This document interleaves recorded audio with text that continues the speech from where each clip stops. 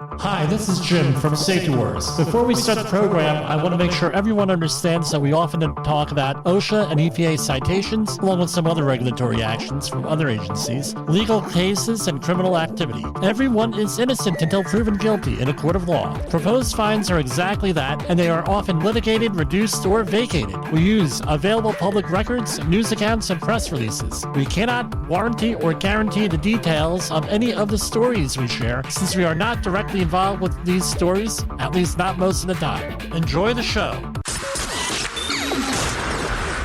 This show is brought to you by Safety FM. And from the border of liberty and prosperity, this is Safety Wars for Thursday, November 21st, 2024. A lot going on in the last 24 hours.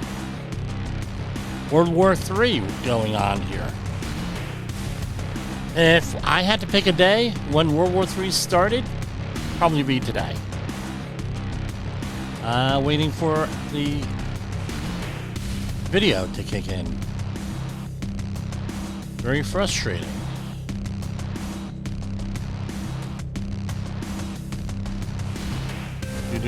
Hold on, everybody here. For some reason, our broadcasting system logged out here.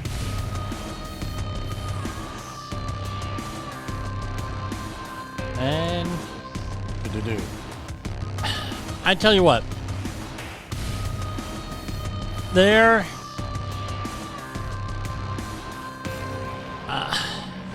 okay, I'm just gonna say it.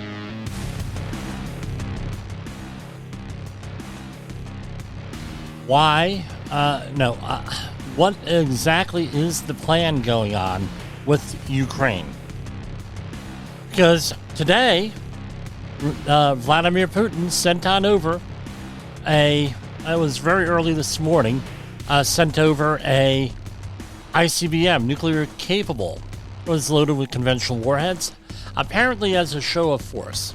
I'm going to read portions of his speech here today, and we're going to go from there. I mean, I'm just completely shocked that this is happening. Something that I thought we put behind us in 1991, right? Inevitably, I don't know, maybe James Cameron had some insight with the Terminator movies, right? That took place in 1984, right? And they said, well, in 40 years, this is what's going to happen. Nuclear war. With the machines. God willing, right? God willing, the cooler heads will prevail. And we're not going to get involved in stuff. So basically, this is from AP News here. Putin touts Russia's new missile and delivers a menacing word to NATO. The new ballistic missile fired by Russia struck a military-industrial facility in central Ukrainian city of Dnipro. But its real mission was delivering a deadly new message to NATO.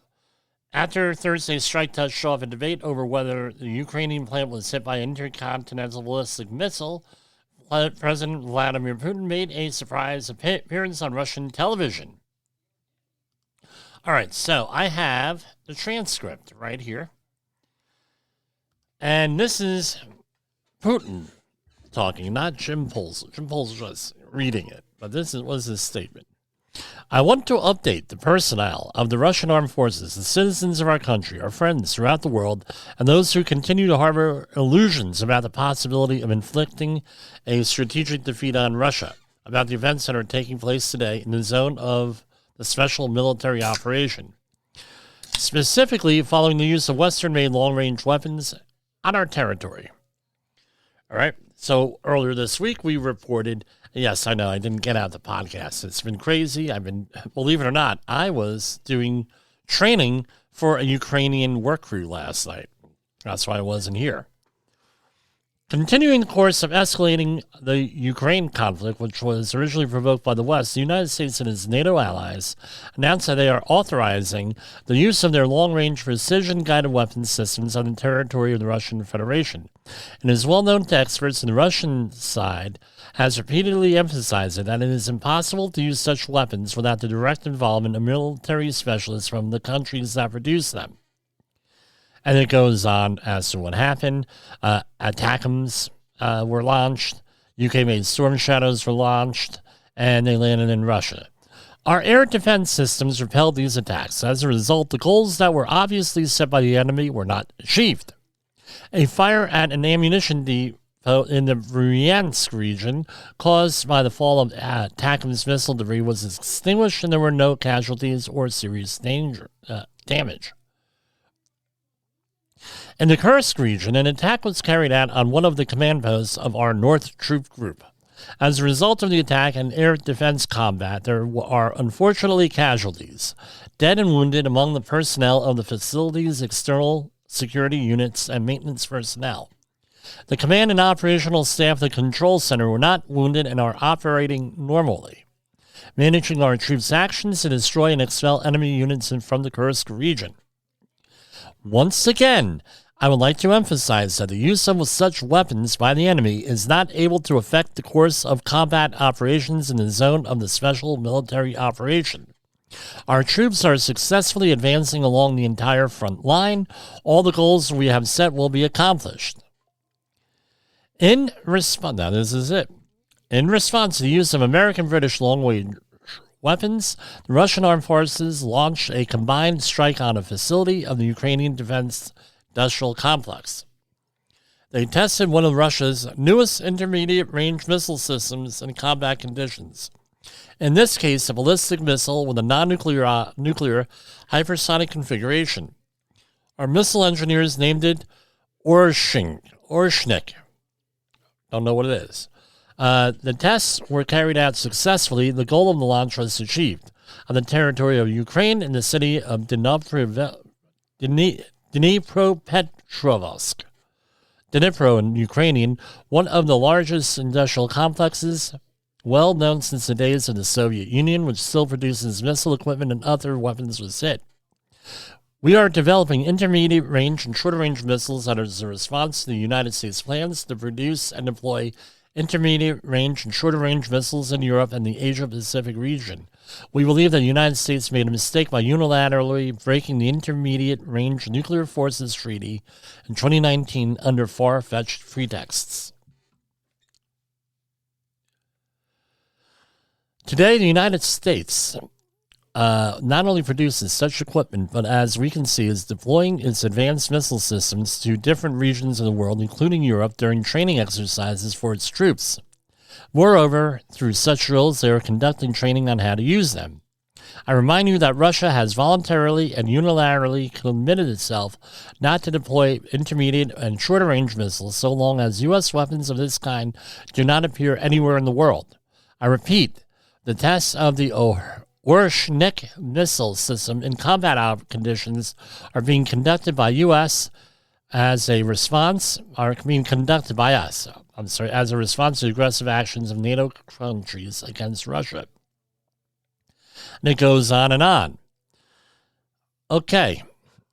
So basically, this is what it comes down to. Of course, when we choose, if necessary, as a retaliatory measure, targets to be hit by systems on Ukrainian territory, we will warn civilians in advance and also ask the citizens of friendly states who are there to leave the danger zones. We will do this for humanitarian reasons, openly, publicly, and without fear of countermeasures from the enemy will also receive this information. Why without fear? Okay, here we go. Why without fear? Because as of today, there are no means of counteracting such a weapon. These missile attack targets at a speed of Mach 10, which is 2.5 to 3 kilometers, that's 1.6, 1.9 miles for you in the United States, I added that, per second. So you're going potentially almost 2 miles per second. Modern air defense systems and U.S. systems in Europe cannot intercept such missiles. It is impossible. I emphasize once again, it is not Russia but the United States that has destroyed the system of international security. It is pushing the entire world towards global conflict by continuing to fight and cling on to its hegemony. We have always referred to and now are ready to resolve all disputed questions with peaceful means, but we are also ready for any scenario. If anyone doubts that, they are wrong. There will always be a response. We're going to go to commercial break, and let's think on that here for a minute.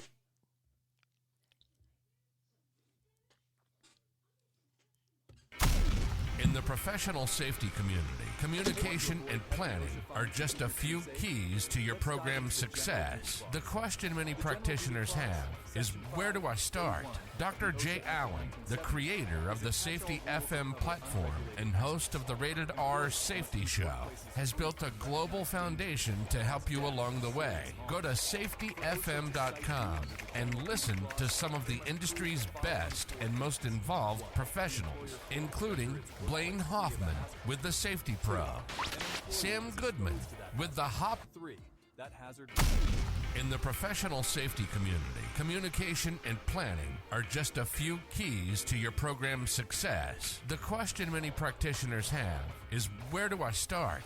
Dr. Jay Allen, the creator of the Safety FM platform and host of the Rated R Safety Show, has built a global foundation to help you along the way. Go to safetyfm.com and listen to some of the industry's best and most involved professionals, including Blaine Hoffman with the Safety Pro, Sam Goodman with the Hop Nerd, Sheldon Primus with the Safety Consultant, Jim Pozell with Safety Wars, Emily Elrod with Unapologetically Bold, and many others.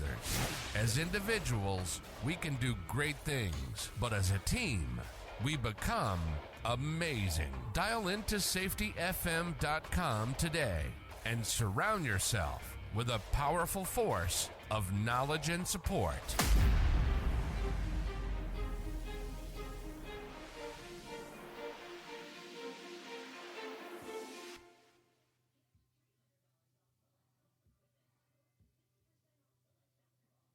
OSHA recordables, catastrophic losses, environmental disasters. You want answers? So do I. This is Jim Posel with Safety Wars. That's my daddy.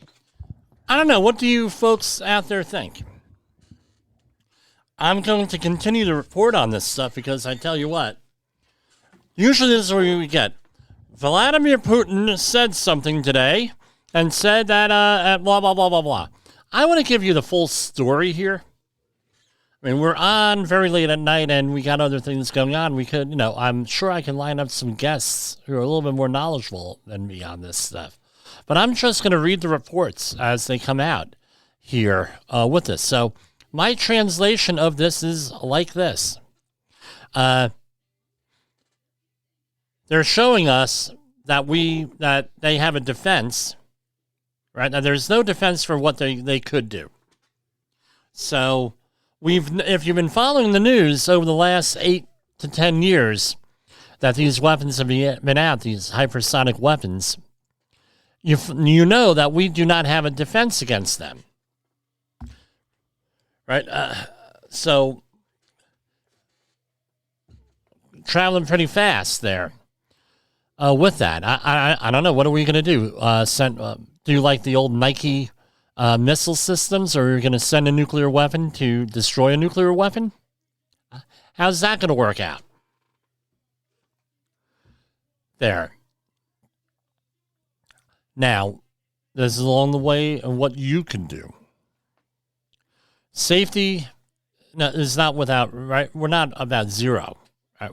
I had a discussion with that with our Ukrainian class last night where we were teaching MWAPs, right?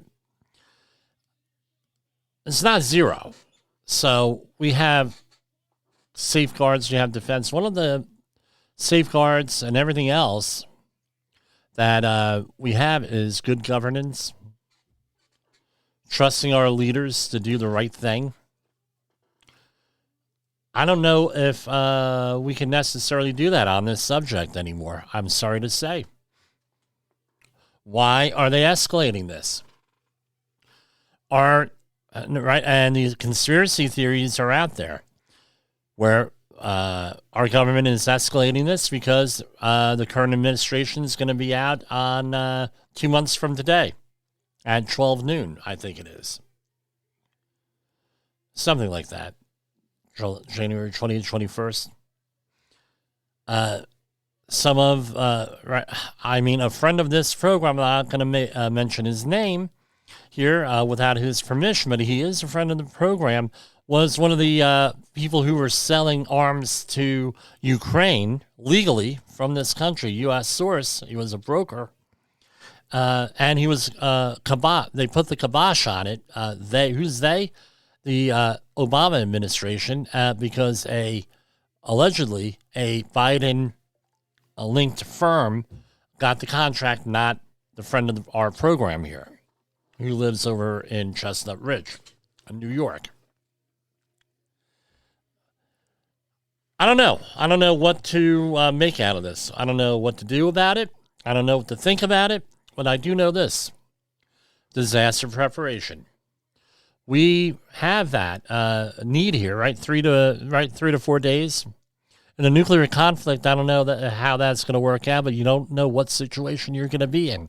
Like I mentioned the other day, are you going to be in like the day after tomorrow, where everything in a area where it's going to get nuked and you're vaporized, or are you going to be in like the movie Testament, where you're in the middle of nowhere, you don't get nuked, and you live out for a period of time until everything catches up there. We'll have a program on this in the very near future, I assure you. The markets are going nuts, a lot of them. Gold, silver, Bitcoin, right, between the election and everything else. Here, they're going haywire. Do we get our financial house in order? I don't know. How would it play out? This is where science fiction comes into good use. There was a TV series in the late 2000s, 2007, 2008, 2009. You can get it on a couple of streaming platforms called Jericho, where they had a situation like this. A limited nuclear exchange that turned out to be caused by a massive conspiracy. And it showed what some of the things might be. Stresses to the economy, the breakup of the United States, things of that nature. Maybe, right? And good science fiction is a what if type of thing. What if this happens? What if this happens? Twilight Zone the original Twilight Zone especially, was famous for this.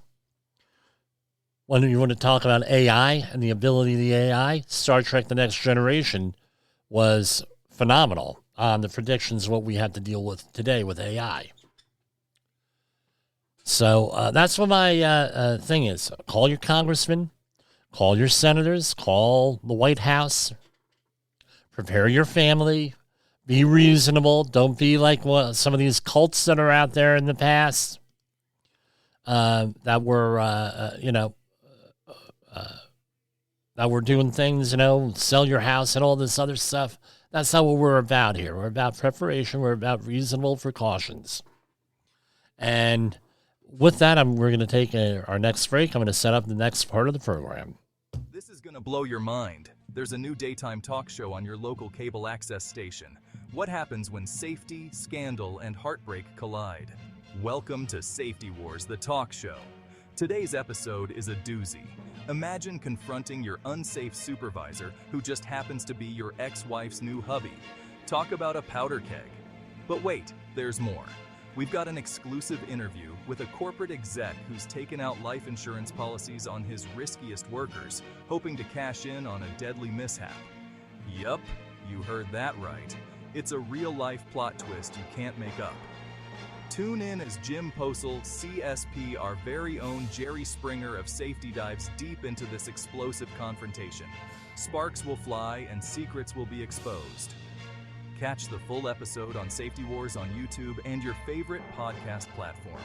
Don't miss out on the drama that could save your life. Like and share now, and stay safe, folks. You are listening to Safety Wars. Tomorrow's Safety Today. In an unpredictable world, one voice rises above the chaos. Meet Jim Posel, a seasoned safety expert who's navigated through some of the most dangerous scenarios, from anthrax, explosive cleanups, disasters, and numerous environmental cleanups, and lived to tell the tale. Now he's bringing his wealth of knowledge, insights, and experiences to you through Safety Wars. From workplace hazards to the hidden dangers in your own home, Jim covers it all with his engaging storytelling. Safety Wars isn't just a podcast, it's your guide to a safer world. Join Jim Posel and become part of the Safety Wars revolution. Available on Spotify, Apple Podcasts, YouTube, and wherever you get your podcasts and videos. Safety Wars. Your safety is our mission.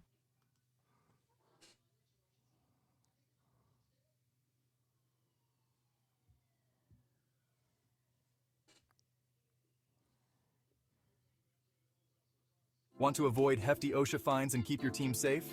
Let's dive into the General Duty Clause. The General Duty Clause, Section 5, A1 of the OSHA Act of 1970, is a catch-all rule to cover unregulated hazards.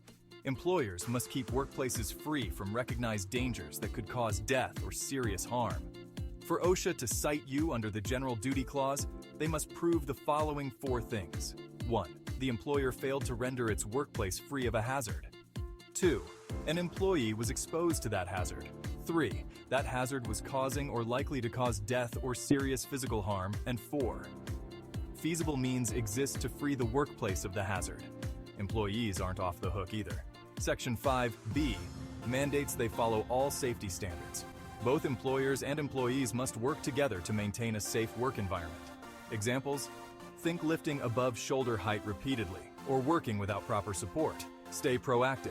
Monitor work areas, apply the 4-part test, and you'll prevent those nasty citations and keep everyone safe. Need help? And more information? Contact Jim Posel and the Safety Wars team to help you prevent workplace incidents, conduct safety audits and training. Contact the Safety Wars team at jim@safetywars.com or 8452-695772. Visit us on the web at www.safetywars.com. Let's build a safer workplace together.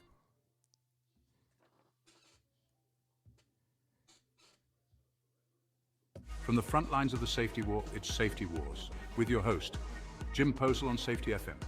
Get ready to face the harsh reality. All right, so here we have a lovely commute, by the way. I had something to take care of in Brooklyn today, and it literally took me 4 hours to get home here. So lovely, lovely, lovely. So this was on the news all day today. And by the way, thankfully we got an appreciable amount of rain today. I don't know what the final totals are, but it had to be at least 1 or 2 inches of rain, and we need something like 12 inches of rain in this region. Some areas less or more over about a 2-week period, so we don't have flooding to get out of this drought. We'll see how that happens. It's supposed to be raining all next week here. Hopefully all these forest fires will go bye-bye. This is from Stony. Long Island homeowners say FEMA denied their request for help after devastating summer storms. Dozens of Suffolk County homeowners are shocked after they say FEMA denied their request for aid after storms caused devastating damage in August. 10 inches of rain fell in that storm. The governor, who applied for a major disaster declaration for homeowners, has 30 days to appeal the denial. Houses are destroyed and everything else here. So they're looking, and, people are struggling here. We went over this a while back on applying for FEMA aid, right? And we had on the applications here and everything that we shared on the air with that. Not easy. You have right to get an actual loan with that. The Small Business Administration has to. You have to go through them they're the ones who handle FEMA loans, and what ended up happening was with us, we applied for a FEMA loan and were denied. We had a significant amount of damage in our basement with that. Now. I don't understand what the context is here, but we're going to go over to the FEMA webpage right now, and they have some reasons here with that. Well, common reasons FEMA may find you ineligible for a loan. So this is a release date September 19, 2024. A letter from FEMA stating you are ineligible for disaster assistance may not be a final decision. Sometimes FEMA just needs more info or supporting documentation from you. Here are some common reasons applicants are deemed ineligible. Reason 1, you haven't sent FEMA the documents or information requested. Read your FEMA letter carefully and thoroughly and send FEMA the information requested. If that information is not available, let FEMA know why. Now, my suggestion in part of your disaster preparation stuff is download some of these forms, find out the information you need, and make sure that information is on hand and updated periodically. And keep that in a safe place. That's not going to get destroyed or flooded or anything like that. With that. So if you, so have everything updated ahead of time. Reason 2, your damage or loss is covered by insurance or other sources. By law, FEMA cannot duplicate assistance received from other sources. If you receive funding from insurance, crowdfunding, local or state programs, or financial assistance from voluntary agencies, FEMA cannot cover those same expenses. If you receive funds from other sources, send FEMA documentation showing how those funds were used. The documentation must prove the funds you received were not enough to cover your disaster-related expenses or that the funds are intended to be used for another purpose. Now, I don't have any special knowledge here, but based on all the media reports I've heard, this one might, now that we're reading this one might be a reason why you get denied a FEMA fund. Because a lot of these people were sent checks for $50,000. Now, my question is this. Why is it that we have all these professional reporters out there all day reporting on this? Well, and they mentioned that a lot of these people receive $50,000 stuff for the disaster assistance, blah, blah, blah, blah, blah. Right? Why couldn't they come over here and say, well, look, FEMA might say that, or why didn't FEMA say, look, go over to our webpage, right? FEMA.gov, fact sheet, common sense reasons FEMA may find you ineligible for assistance, blah, blah, blah. Here, we have it right here. And maybe this is why. All right. Reason 3, more than one application filed for your household. Typically, FEMA allows only one application for housing assistance for household or address. FEMA can verify you were the homeowner. FEMA asks for proof of ownership from disaster survivors who apply for financial assistance to help with repairs to their damaged homes. FEMA verifies the ownership using public and government records or by reviewing documents you submit. FEMA may also verify ownership at the time of inspection of damaged property. Right? And this is what they suggest you have. A deed or title, mortgage document, homeowner's insurance and statements, property tax receipt or tax bill, manufactured home certificate or title. I guess that's for a trailer or something similar to that. Home purchase contracts, example, bill of sale, last will and testament and death certificate naming you the heir of the property. Reason 5, FEMA was unable to verify your occupancy. So you may have a property not occupied, may not, may be vacant property. Reason 6, FEMA cannot verify your identity. Right? These are all things people may lose in a disaster. The damaged home was not your primary residence. FEMA provides disaster assistance to eligible applicants for a primary residence. Where you live for more than 6 months of the year, FEMA will not consider more than one primary residence for survivors and their spouse. Reason 8, insufficient damage to be eligible for FEMA assistance. Right, so de minimis stuff doesn't really matter. So they list damage to non-essential areas, landscaping, or spoiled food.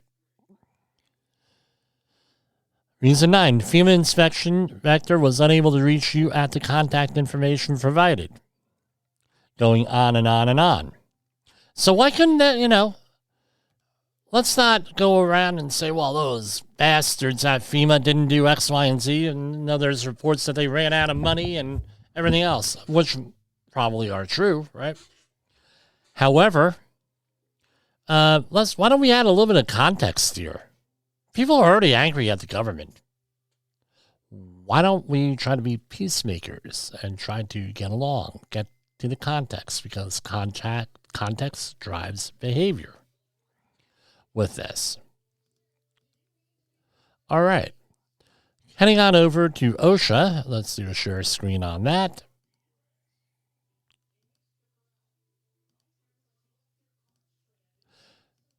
All right. This is from OSHA news releases, November 2024. We got one over this the other day with the New Jersey bakery in Patterson. So beat the heat. We have winners, and it was basically photos of people doing regular things in the shade, taking a break. That was basically it. With them, there were good pictures, too. With that, OSHA to hold online public meeting of Maritime Advisory Committee on Occupational Safety and Health on December 3rd. U.S. Department of Labor's Occupational Safety and Health Administration announced today that the Maritime Advisory Committee on Occupational Safety and Health will hold an online public meeting on December 3rd from 9 to 10:30 a.m. Eastern Time. After the full committee meets, the shipyard and longshore working groups will meet online from 10:30 to 12 p.m. The meeting will include reports from the shipyard and longshoring work groups and a presentation on OSHA's National Emphasis Program on Falls and National Stand Down to Prevent Falls, and a presentation from NIOSH on emerging technology in the maritime industry. Registered on the MACOSH webpage and attend and receive a link to join the meeting with that. And other information, check out the website. We have here, Department of Labor seeks nominees for Maritime Advisory Committee on Occupational Safety and Health by January 6th. The U.S. Department of Labor is seeking membership nominations for the Occupational Safety and Health Administration's Maritime Advisory Committee. Committee nominees should have a strong interest in the safety and health of workers in the shipyard, longshoring, and commercial fishing industries. The Secretary of Labor will select 15 members. Who's going to be Secretary of Labor? Right. Members serve 15 people. Members serve a 2-year term beginning on the date of the Secretary's appointment to the committee. The advisory committee meets twice per year. All right, and you could go and with that, let's see. Read the Federal Register notice for additional information, federal rulemaking, and let's see. I don't know. Let's, out of curiosity, let's click on that and see what we get. And addresses further, right? And here we have a download a file. What does that say? Often, that could be dangerous.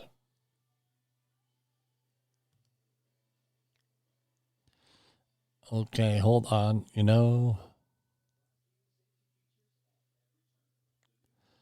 Basically everything in here, they have. Now, if you're interested in doing that. All right. Okay. It just gives you a copy of that. And no, it's worth it. If you're interested in that sort of thing, it's worth it. Okay. And let's do this now.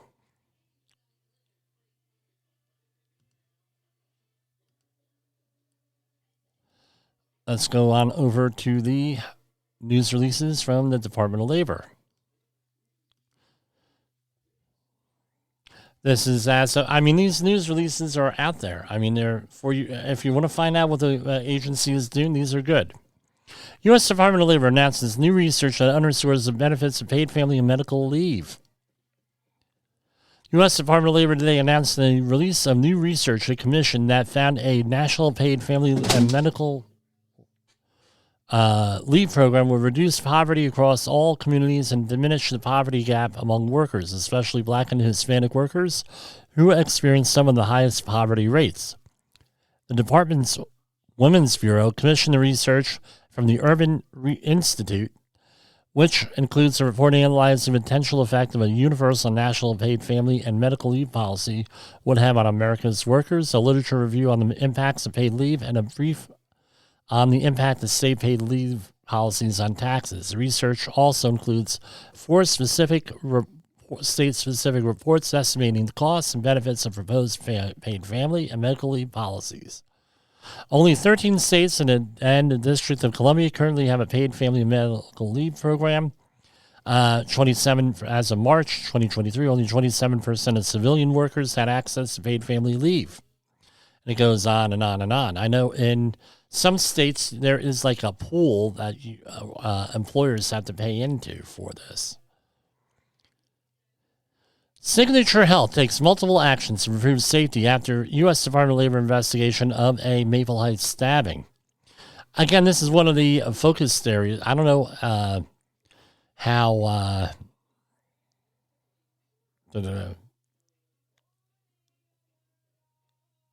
don't know if this is an emphasis program, but investigators with OSHA learned that the patient stabbed an employee repeatedly with a knife the patient brought into the facility in Maple Heights. Despite the risk of injury, the facility's lone security guard and other co-workers were able to stop the attack from continuing. Since this disturbing incident, the company has worked diligently with OSHA to improve its safety programs and has enacted measures to reduce the likelihood of future incidents, said OSHA Area Director Howard Everts in Cleveland. A comprehensive workplace violence prevention program requires screening procedures, effective employee training, and immediate reviews of incidents and near-miss incidents to address risks and ensure continual process improvement. After the investigation, they received citations, for including the general duty clause, which we just played a while back. The whole explanation. Signature Health entered into a settlement agreement with OSHA, in which it has agreed to pay a penalty of $16,131. That's the max for a general duty clause violation, an initial thing.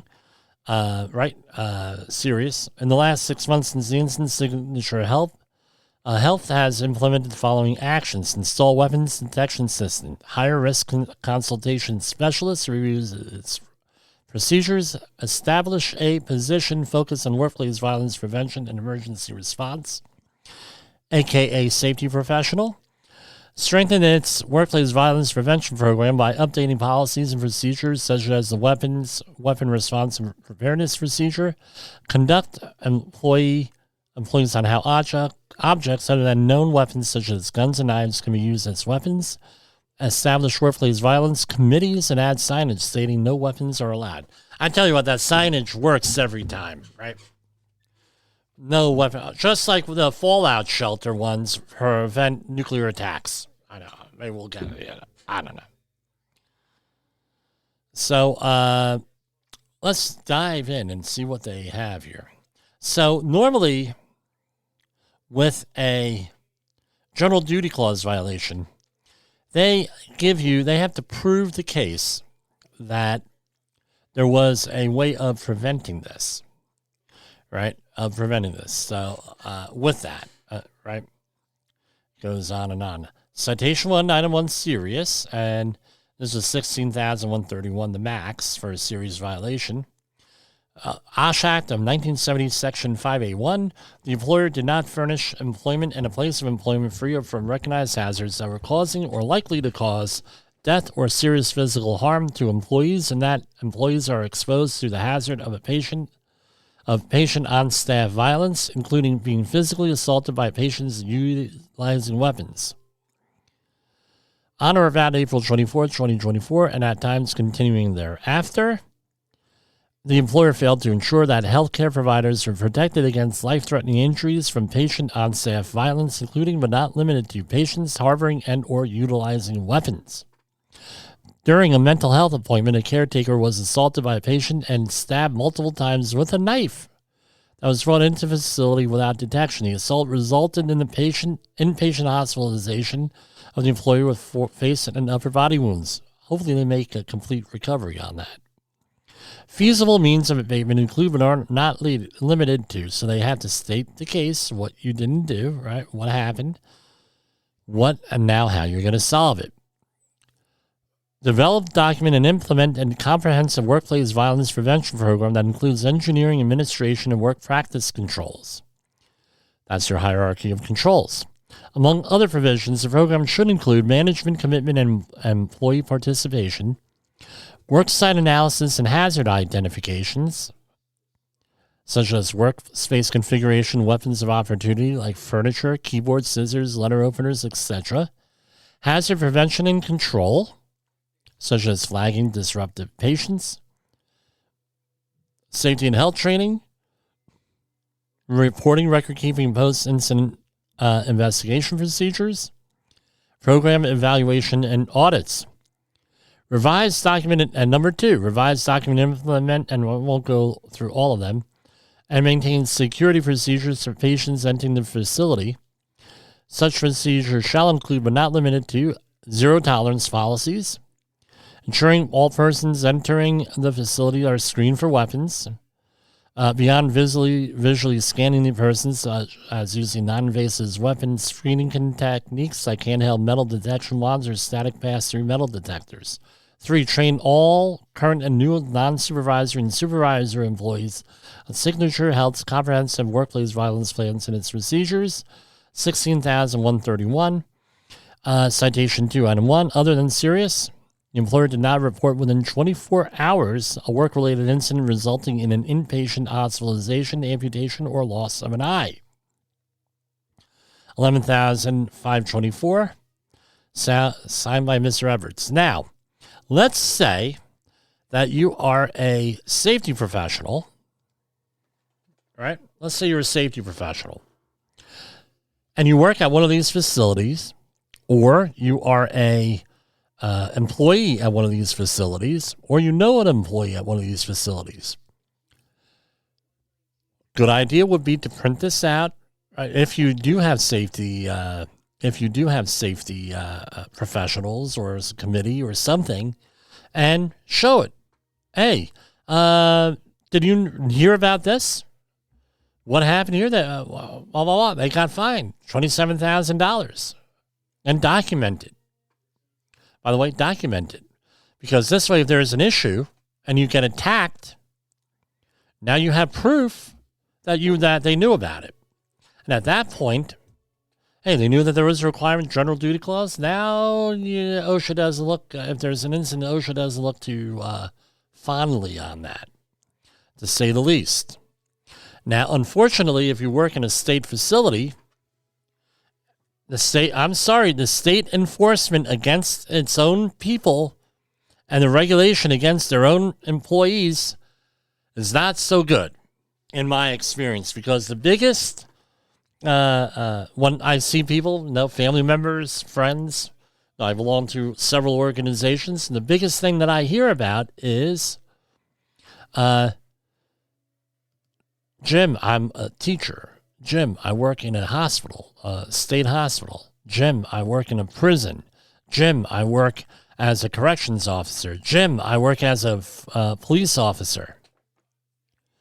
And they're not doing this. They're letting this happen and everything else. And my response is always, you have a union, number one. Number two, you have, you have all different kinds of stuff and resources. You have a union, you have safety people, you have New York PESH, make a report with it. I don't get it, to be perfectly honest with you, why they don't take this stuff seriously.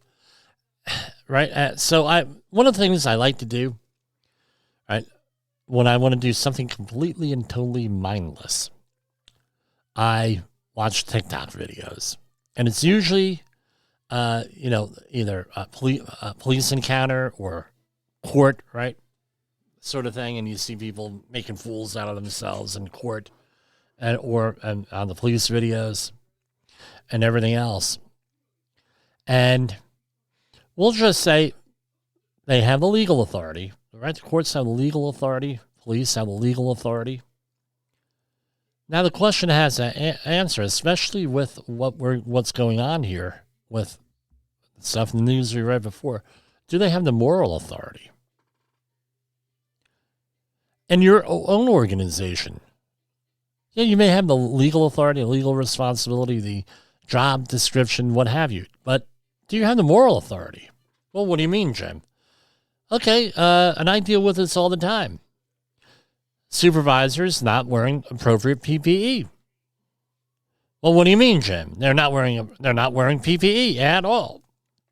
So you get the supervisors coming out without hard hats. You get safety professionals going out in the field without hard hats. You get or other PPE disobeying procedures and everything. Now you're in a kind of like an awkward position. Now I got to enforce the rules on somebody else. I have to uphold these standards, but then I'm not doing it. And what's one of the easiest ways to become a leader is to follow your own rules. And the other thing is, if you're a leader, don't make a rule that you're not going to follow. And if your leadership is not following rules, you break out and you say, look, here is the paperwork. And here's the paper. It says here on the safety plan, X, Y, and Z. We will do X, Y, and Z. We're not doing it. We're going to have a problem called a willful violation from OSHA. Something happens. It puts us at a big liability. And if they tell you to go F yourself, which is normally what happens, you now have a whistleblower complaint. Unfortunately, it takes around 800 days to get through the process. Again, just from recent corporate experience with me, it's been no. Thank God I dot my I's and cross my T's on all this stuff. I have my people do that because some of the recent experience I've had, it was a complete and total nightmare if I did not document what people were doing, right, or with anything, and what they were told. One of them was competent persons. Make sure you identify in writing who that competent person is out on the job site. And if it ain't you, it ain't you. Make it not you, especially if you're a third-party safety consultant. It's just the way it is. Now, over the weekend, I did something very stupid. What did I do that was so stupid? I watched Sunday morning news programs because I had a little siesta this weekend, the last couple of days. And I'm going to go back and we're going to talk about what that was and some of my thoughts here on that. And we're going to wrap things up then. So we're going to go to our final commercial break, and we'll do that. Here's a message from Jay Allen. Have you listened or watched the Safety War Show? It does stream live on the radio and on the streamer-emers that we have. So if you have not taken a listen to Jim Posel and what the hell he's doing every evening with Safety Wars, I would strongly encourage you to take a view or take a listen, whichever option is available for you, and take a listen to what the hell he has going on. It will take some deep dives and some information that you might be interested in.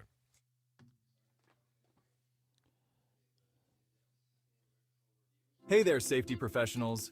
Welcome to another episode of Safety Wars on Safety FM, hosted by Jim Posel, and today we're diving into what it really means to be on the front lines of the safety war.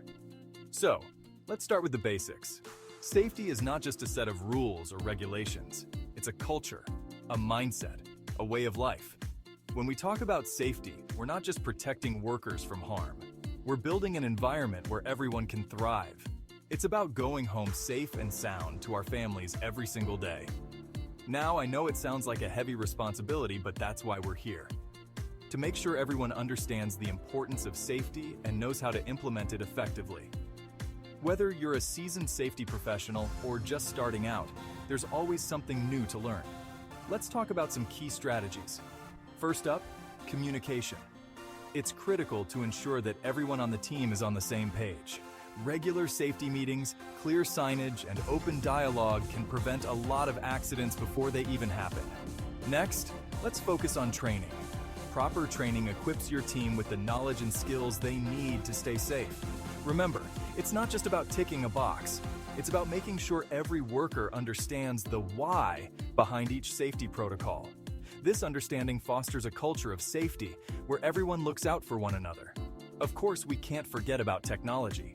From wearable safety devices to advanced monitoring systems, technology is revolutionizing how we approach safety. Embrace it. Use these tools to enhance your safety programs and keep your team protected. But let's not get too comfortable. Safety is an ongoing battle. New risks and challenges emerge all the time. Stay vigilant, stay informed, and never stop striving for a safer workplace. So, what's the takeaway? Safety is everyone's responsibility. It's about creating a culture where safety is ingrained in everything we do. As safety professionals, it's our job to lead by example and inspire our teams to commit to a safer future. Thanks for tuning into Safety Wars on Safety FM. Stay safe out there, and remember, every day is a new opportunity to make a difference. Catch you on the next episode. All right, here we have, right? Now, I made the mistake of watching the Sunday morning news programs and yelling at the TV and everything else. Because not important who said this. But it was, they talked about social contract. And the incoming administration has to have, there's a social contract with this. And sort of like I consider the phrase social contract to be like the phrase situational awareness. No, what the hell does it really mean? You have to have situational awareness. It's like situational awareness is there to beat people up, to beat them up. Another way to blame the employee and deflect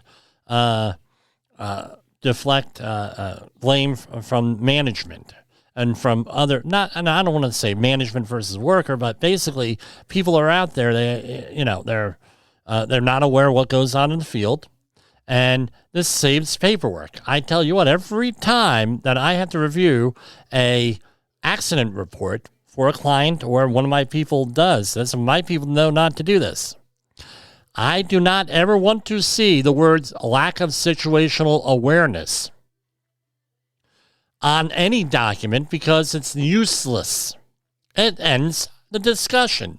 Well, he wasn't situationally aware. Well, the same thing applies to social contract. Well, when someone doesn't like the other side in politics, what do they always whip out? Well, this is not part of the social contract. This is now, in my experience, when I sign a contract, it means I'm giving you some types of something, and you're giving me something. So I sign a contract for safety services. I'm providing whatever the safety service is. You are providing the venue, and you're paying for it. That's a contract. You don't pay, then that's a problem. I don't do the service, that's a problem. So, okay, that's a contract. So, here, what is social contract? A social contract is a philosophical concept and theory that explores the agreement among individuals in a society to form and maintain a government or organized society, often with the implicit or explicit understanding that certain rights and freedoms will be exchanged for protection and order. The idea is foundational in political philosophy and has been articulated by many different people, right? So we have some of the great philosophers here. Thomas Hobbes, John Locke, Jean-Jacques Rousseau, not Cousteau, Jean-Jacques Rousseau. All right. Now, that's all the basis of our democracy here. Now, here's what the issue, right? There are normally four key aspects. You have mutual agreement, you have purpose, you have the rights and duties of everybody and legitimacy of authority. So remember, legitimacy authority is also included in the Declaration of Independence for the United States, where you have the rights of the people, right? The government's legitimacy comes from the consent of the governed. If the government fails to uphold the social contract, citizens may withdraw their consent or seek change. Okay, now, my question is this. Okay, this is thrown apart. Well, when one side doesn't like, this isn't like the end all of the deal. They violated the social contract. Well, or you have often a government official. In this case, it was a government official. A citizen violated the social contract. Well, how many times does the government violate social contracts? Lack of security and everything else. We just had an election here. Regardless of how you feel that it turned out, people are a little bit pissed. One side is pissed. Everyone's pissed off. That's obvious. But one side is really pissed off here. Right? But you have a responsibility with everybody else. Even though the contract goes both ways. You have to have responsible governance. You have to have responsible citizenship. You break either one of them, you have a problem. What am I saying? Why am I rambling? I'm just venting a little bit here. It's just a little bit aggravating to hear people throw things around that sound like amazing concepts here that that normal person doesn't know. So they sound intelligent. But then again, I have a 1 hour long monologue 3 to 5 times a week. So, who am I to talk here? Mutual agreement, right? And if you don't participate in a democracy, it's kind of hard to participate here in a mutual agreement, because then you find out. Again, this is where it's coming. What's happening now, especially in the libertarian movement, and when I was involved in politics, I did not consent to any of this stuff. You get that from young people. And I think you're going to have that issue come, and it's already coming to fruition. We did not agree to have all of this government debt. Where did this, where did we, why, and this is what the problem is. There may be a time when they just say, screw it, we're not paying any of the bills. Right? Purpose, right? To create order, prevent chaos, and protect individuals. Guess what?